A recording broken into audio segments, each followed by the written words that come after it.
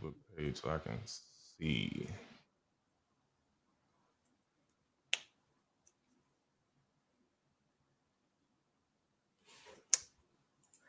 You think you're gonna have some people through Facebook for the comments and stuff?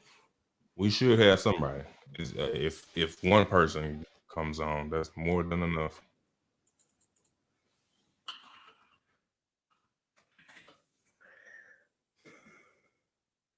Masters.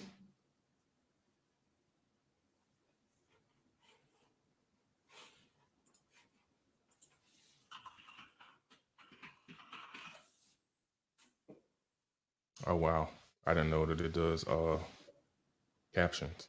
I'm looking at it on Facebook. Okay, I can see it too. It's a little bit delayed. Well, I guess that I guess it's to be expected.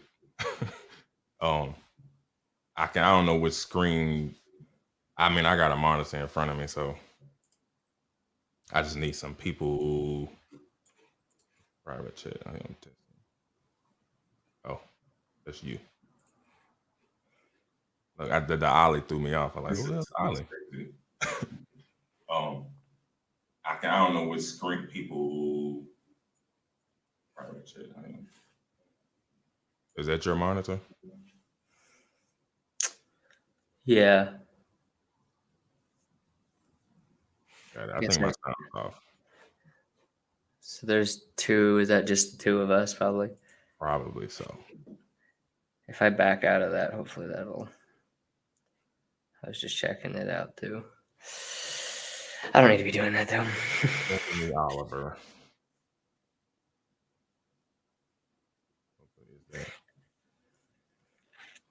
It's I usually only get Oliver if I'm in trouble.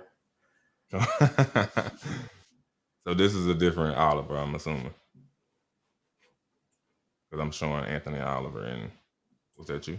It was actually on Facebook. Yeah, I jumped on there. I just jumped off. Got it. No, I saw the comment. All right, let me see.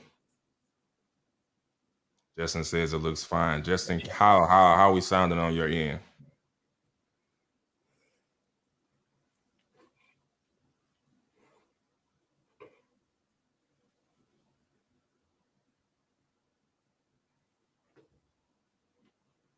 Well, we got one thing down. We're looking good.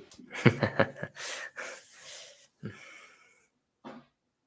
long as we sounding good. Justin, let me know how we sound. So we can keep testing this thing out. That way we can be ready for Thursday's episode, which is gonna be everything's good. I like to hear that. So Thursday's episode, Oliver and I are gonna be talking about how do you think we should title it, Oliver? I'm thinking are you efficient or are you effective? Sounds good. That way we can break down the two, because originally I was gonna just be talking about just efficiency, and then you open up my eyes to the dangers of just focusing on efficiency. And not even just the dangers of just focus on efficiency, understanding what true efficiency is and what effectiveness is. Yeah. All right, so we're sounding good. We're looking good. Just so I can give a few more people a chance on coming in. Tell us a little bit about some of these projects you're working on. What's the majority of work that you do? Is it more flooring? Is it more backsplashes? Is it more remodels, showers? We definitely by far do more showers. The custom built showers. We have a handful of builders that do a lot of their own flat work as far as just floors, but they're guys they don't do the custom shower builds. So that ends up being we probably do about 40 showers a year if we work all year. Me and my wife don't work all year usually. Without not being COVID time, we usually try and travel 3 or 4 months out of the year.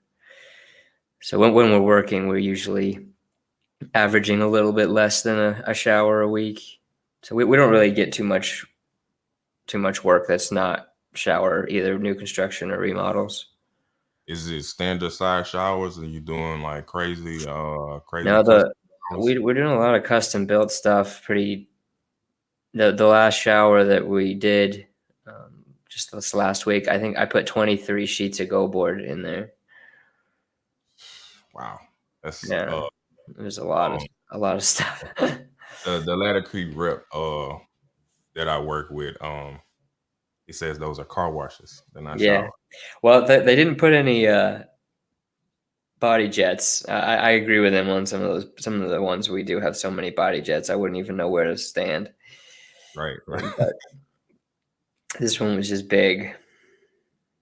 So as far as custom goes, what's your opinion on custom? I have, I must say, a strong opinion on customization. Um, I would love to be as crazy as possible, but not everybody is on that same range of custom work. Uh, do you feel like your showers are truly custom, or are they like borderline?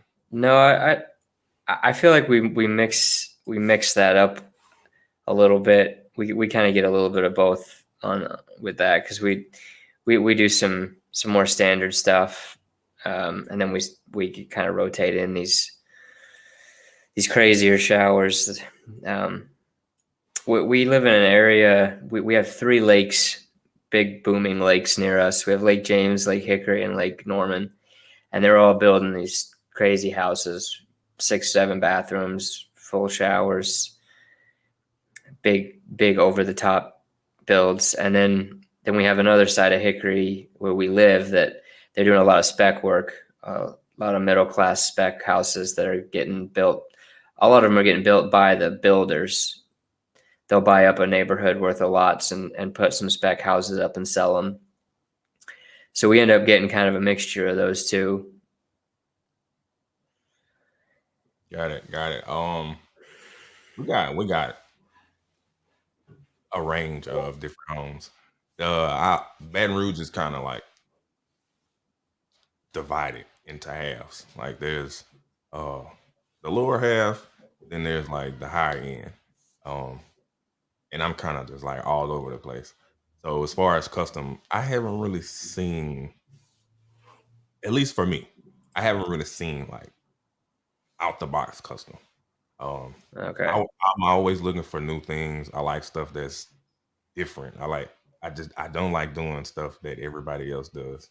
Uh, I've done handful, maybe a few projects that I would consider like really custom, but it's been like tub surrounds and things. So I haven't been able to get like all the way out the box like I want to. But that's the goal for me is to change the meaning of custom showers in Baton Rouge. Yeah. People, Well, sometimes it comes down to you if you're going to introduce something that's not happening a lot. At first, you're just not going to get paid for it, and I've right, definitely done that in my history. I've done a lot of not necessarily the full out custom for the whole shower, but or just if there's something that I really want to try doing that I've never got to do before, I'll just offer it for free. And yeah, 2 or 3 people, you'll get someone to take you up on it if it's not too outrageous, and then you get to try it. And we're not the only ones that are able to pull it off, but we've really been introducing the curbless, like the curb delete showers, where you still have the pan thickness but no curb. mhm, We've kind of been introducing that look to our area, and it's definitely catching. Like it's catching a lot of ground, but we did kind of have to offer it as a free upgrade for a few of our jobs before we had the pictures that we would need to show other people how good it looks. got it. So that is, I guess, the one like with the little shallow drop down to the floor. Well, it's actually a step up, but it's only about 1.5 inches up, and then it immediately turns into shower floor above it. Right, right, right. So Gotcha. it looks exactly as if you had just taken the curb off of a normal shower, and you still have the edge of the mud bed there tapered Gotcha. back but rather than a 4 or 5 inch curb, you've just got that 1 inch Yeah. raise. The glass guys actually around here, they like it a lot better that way than the actual no transition floors. Is there a reason why? Yeah, he said that a lot of tile guys don't when they do the the zero entry showers, Hmm. they don't check to make sure because they're afraid that if any water does get out, they try and pitch it just a little bit down back into the shower, out even though it's outside the shower, if that makes sense. Like those last few rows, they're trying to sneak just a 16th or so of fall into those so that the water doesn't. But the problem is then if you try and open a shower door, it gets stuck halfway open because the tile came back up. Gotcha. So he said that he likes the way that we've been building them better because at least that way when the door opens, it's got that inch gap underneath it so that it can swing all the way open. It doesn't get stuck on the tile. Yeah. So I never would have thought of that myself, but something he's run into enough to bring it up. Yeah. Look, it's always those small little details that'll make that difference on a project. Yeah, and it's a lot less invasive than dropping the floor, so it doesn't cost as much. Got it. If you're doing a zero entry from scratch and you got to drop the floor, we do it, but we charge for it. You dropping the floor on a slab or on a raised? I have made the mistake of agreeing to do that a couple of times. That's it's very difficult to charge enough for the labor involved in planing down a concrete slab floor to a shower. I would not. That's just not gonna be an option for me. It is possible, but it's very, very labor intensive. And yeah, if you can, I've seen new constructions where the pan already be recessed, which is like the way to go. But if it's a renovation, like right. Either we usually I oftentimes with that I use the term impractically expensive. Yeah. Like, yes, it is possible, but I don't think that the budget will handle what it's going to cost. Right. It's just unreasonably expensive. Just because it's going to take you probably a day and a half, just grinding and chiseling. Yeah. I look. That's one of those things that I'm gonna let you know that you're gonna raise the rest of this floor. Like we're not going. I'm not going. Yeah. But so I think as far as us checking everything, it seems to be good. We had at least one person to tell us that everything's good. We sound good. Of course, we look amazing.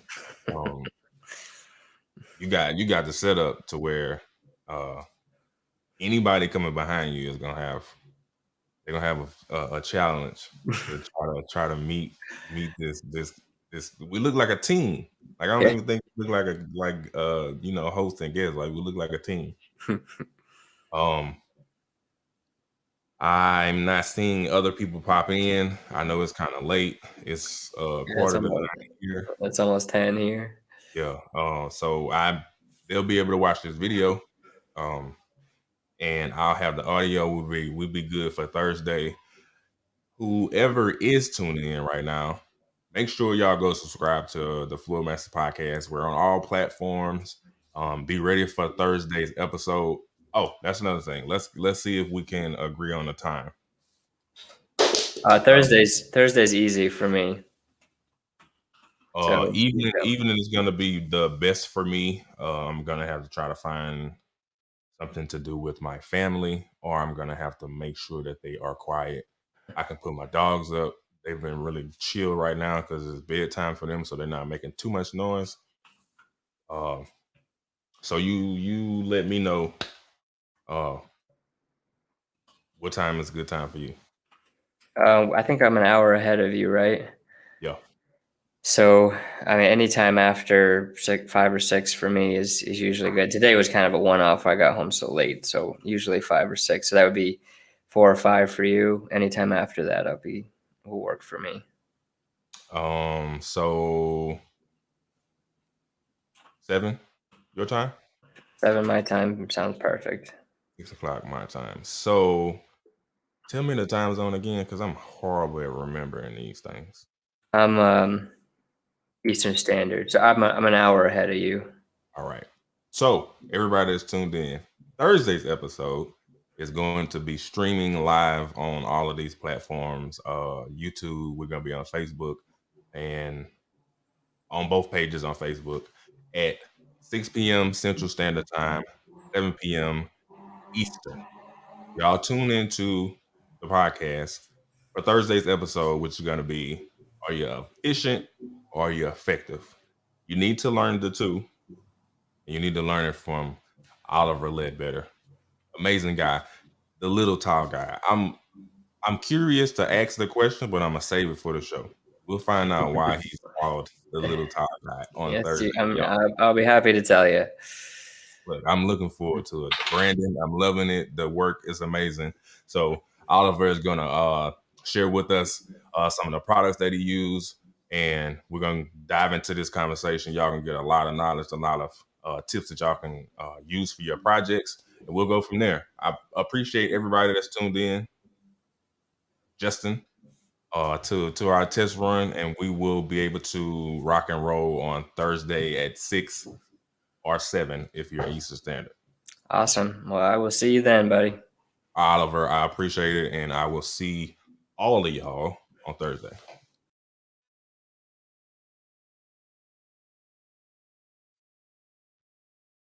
Thursday.